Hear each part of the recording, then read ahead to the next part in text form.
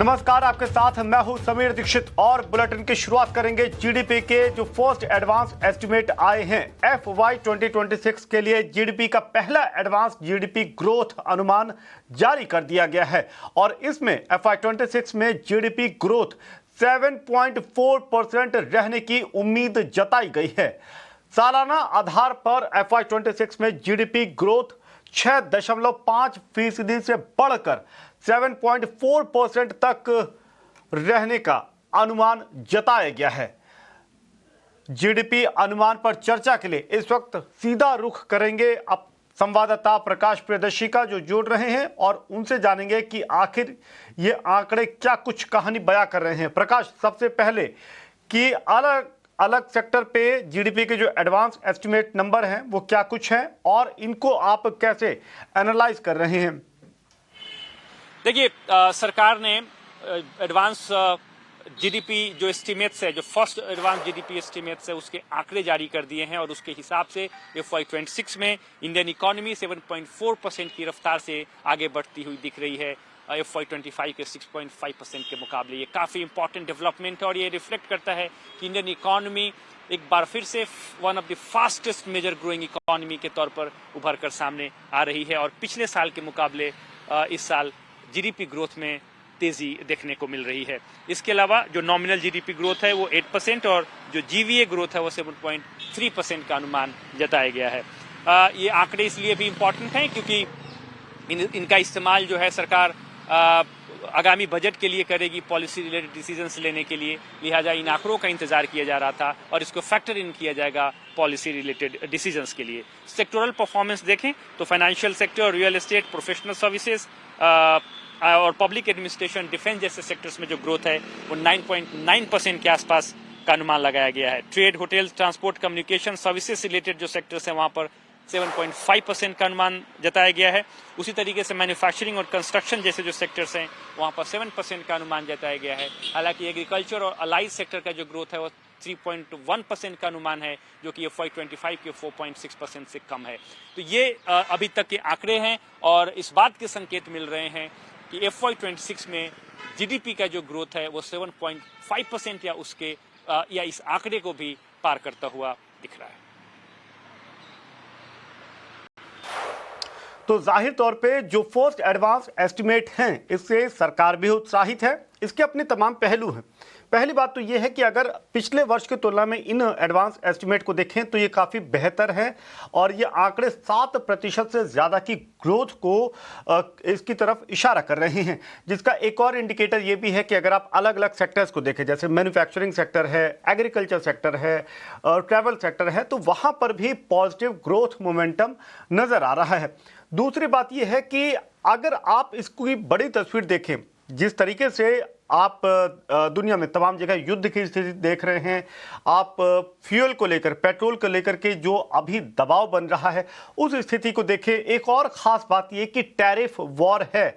America की तरफ से लगातार जो अलग अलग देशों पे बढ़े हुए टैरिफ लगाए जा रहे हैं और इन सब के बीच में भारत और अमेरिका के बीच ट्रेड टैरिफ किसी एक मुकम्मल स्थान तक नहीं पहुंच पाया है।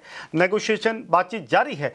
इन तमाम दबाव के बीच में अगर जो भारत सरकार की तरफ से जीडीपी के एडवांस एस्टिमेट फिगर्स जो जारी किए गए हैं वो ये कहते हैं कि जो ग्रोथ रहेगी वो 7.4%, 7% से ज़्यादा की रह सकती है।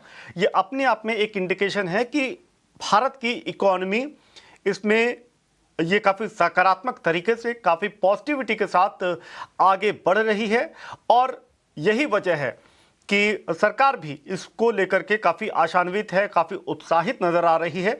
और इसका एक पैमाना या एक पहलू ये भी है कि संभवतः आप इस वर्ष भारत सरकार की अलग अलग सेक्टर के लिए जो नीतियां होंगी उसमें इसको और झलकता हुआ देखेंगे कि इसको और आगे कैसे बढ़ाया जाए। हालांकि सरकार के सूत्रों की बात करें तो उनका अपना ये मानना है कि काफ़ी बुलिश हैं, काफ़ी पॉजिटिव हैं और संभवतः ये जो ग्रोथ है वो 7.5% या उसके आगे रह सकती है। लेकिन इन तमाम आशाओं के बीच में, उम्मीदों के बीच में जो फर्स्ट एडवांस एस्टिमेट है वो ये ज़रूर बता रहे हैं कि फ़िलहाल भारत की इकॉनमी एक बेहतर, एक दमदार तरीके से दुनिया के पटल पर मौजूद है, आगे बढ़ रही है।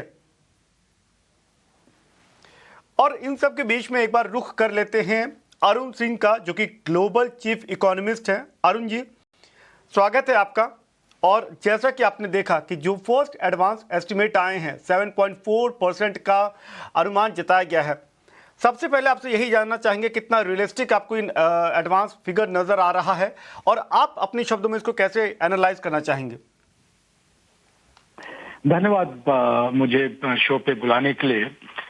तो देखिए, ये नंबर जो है, अगर आप 2 क्वार्टर का डेटा देखेंगे, जो एक्चुअल डेटा आ चुका है रियल जीडीपी का, तो फर्स्ट क्वार्टर जो था FY26 में, उसमें 7.8% ग्रोथ था। सेकेंड क्वार्टर में 8.2% ग्रोथ था।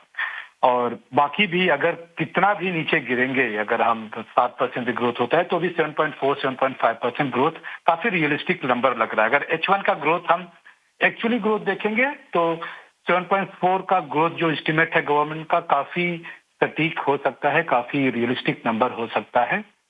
क्योंकि हम जब सर्विसेज सेक्टर का ग्रोथ देखेंगे, जो हम टर्चरी सेक्टर बोलते हैं इकोनॉमी में, वो 9.3% ग्रोथ हुआ था H1 में। 9.3% ग्रोथ जो मोर देन 55% शेयर है, वो अपने आप में ही इतना ज्यादा ग्रोथ है कि पूरा इकोनॉमी को 7.4-7.5% ग्रोथ ले जा सकता है। तो मेरे हिसाब से ये नंबर काफी रियलिस्टिक है, और इससे ज्यादा भी, इससे बेहतर भी हो सकता है।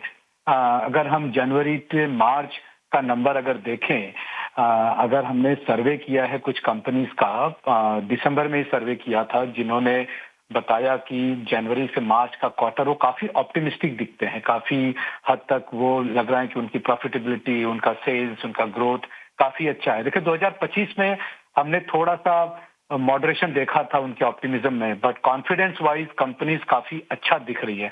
तो जनवरी से मार्च का जो क्वार्टर है, अभी तक जीडीपी हुआ ही नहीं, अभी तो फ्यूचर है, ये नंबर काफी बेहतर आने की उम्मीद है। तो मेरे हिसाब से 7.4% से भी ज्यादा एस्टिमेट हो सकता है। तो ये रियलिस्टिक नंबर है जहां तक मेरा मानना है। अरुण जी, एक एहतियात के तौर पे, जो कि अभी जैसी वैश्विक स्थिति बनी हुई है, आप देखें तो तमाम देशों के बीच में जैसे युद्ध की स्थिति है, ये तेल को लेकर के जो एक लगातार टसल बना हुआ है, जो टकराव की स्थिति बनी हुई है, टैरिफ वॉर, वो भी एक बड़ा फैक्टर है। इन स्थितियों को देखते हुए क्या आपको लगता है एहतियातन इस पर किसी तरीके का अप्रोच होने की जरूरत है? क्या वो उसका फैक्टर, उसका दबाव इन नंबर्स पे पड़ेगा? देखिए, अगर 2024 और 2023 में देखेंगे तो ये फैक्टर में, जैसे रशिया यूक्रेन वॉर है, फिर बाद में मिडिल ईस्ट में 2 क्राइसिस थे, 2025 में भी थोड़े बहुत कुछ जियोपॉलिटिकल कंसर्न्स थे, और 2026 में कोई मतलब कोई नया नहीं हो तो होगा, वो कंसर्न होगा। जहां तक हमने टैरिफ की बात की है, तो इंडियन गवर्नमेंट को एक हेड्सअप करेंगे, आई थिंक सैल्यूट करने की बात है कि उन्होंने अच्छा से नेविगेट किया है, डिप्लोमेटिकली मैनेज किया है। यूके से फ्री ट्रेड एग्रीमेंट साइन हुआ है, यूरोप से कुछ साइन हुआ है, ऑस्ट्रेलिया से साइन हुआ है। तो हमारे जो एक्सपोर्टर हैं धीरे धीरे वो नेविगेट कर रहे हैं, धीरे धीरे डाइवर्सिफाई कर रहे हैं अपने मार्केट कहीं से। देखिए, हमारे डेटा में अगर हम देखेंगे तो पिछले कई साल, 2-4 सालों में जो more and more European companies है हमारे इंडियन कंपनीज के साथ में ट्रेड करना चाहिए। जो इंक्वायरी होती है, जो आते हैं हमारे डेटाबेस में कि कितनी कंपनीज है, कैसे डेटा, कैसे उनके साथ में ट्रेड कर सकते हैं, कैसे उनके साथ में कोई किस तरह का ट्रेड व्यवहार कर सकते हैं, जो यूरोपियन कंपनी का शेयर है काफी बढ़ा है पिछले 2 सालों में।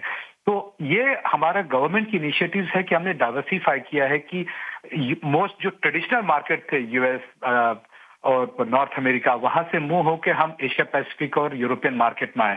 तो एक्सपोर्ट फ्रंट पे हमने वो नेविगेट किया है। इसके वजह से अगर आप देखेंगे तो टैरिफ का जो इम्पैक्ट है उतना ज्यादा नहीं था। तो वो एक है। दूसरा, ऑयल के फ्रंट पे देखिए वो कंसर्न है, ऑयल के फ्रंट पे होगा, और ऑयल के फ्रंट पे सिर्फ इंडिया को ही कंसर्न नहीं है, पूरे दुनिया को कंसर्न होगा अगर ऑयल प्राइस ऊपर नीचे होता है। इसमें हमें एक डिप्लोमेसी होगी, आई थिंक गवर्नमेंट अच्छा जॉब करेगी। बिल्कुल। जाहिर तौर पे अरुण जी आप सही कह रहे हैं कि जैसी स्थिति बनी हुई है ये सारे फैक्टर्स इंपॉर्टेंट है और उसमें जिस तरीके से इंडिया नेविगेट कर रहा है और उन तमाम चुनौतियों के बीच में फर्स्ट एडवांस एस्टिमेट ये बता रहे हैं कि फिलहाल इकोनॉमी एक बेहतर स्थिति में नजर आ रही है। अरुण जी बहुत बहुत धन्यवाद अपना एनालिसिस और अपनी बात हमारे साथ साझा करने के लिए। लेकिन रुख करें